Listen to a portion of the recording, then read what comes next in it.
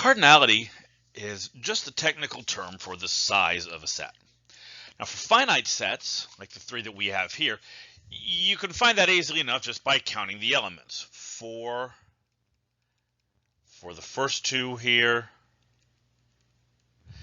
and C for the last one. You notice how I'm writing this, right? We denote the cardinality just by putting this the letter that represents the set between those two. They look an awful like absolute value symbols.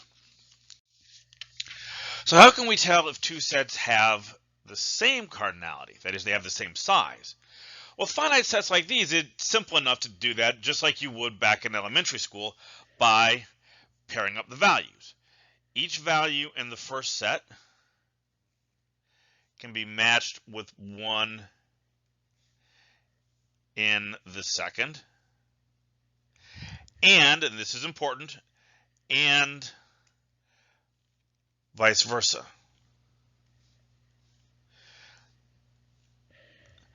Now, we can do that here with A and B, right? But we can't do it with A and C. No matter how we try to do it over here, we're going to come up one short with the A set. So we can do that with A, so we would say that they're the same size, or they have the same cardinality, but we can't do it with A and C, so they aren't. Now, take a step back and think about what we did here.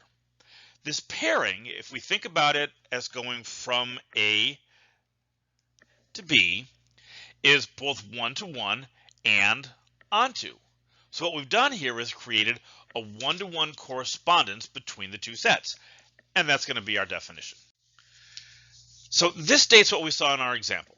Two sets have the same cardinality if and only if this one-to-one correspondence exists. So this idea of a correspondence establishing relative size has some nice properties. First, a set has the same cardinality as itself. We can establish this just by using the identity function as our correspondence. It establishes a pairing between every element and itself within a set. Now, in my earlier examples, I was a little careful about saying which set I had paired with which other one. But the symmetry property here says it really doesn't matter. If A has the same cardinality as B, then there's a one-to-one correspondence between them. And the inverse of this function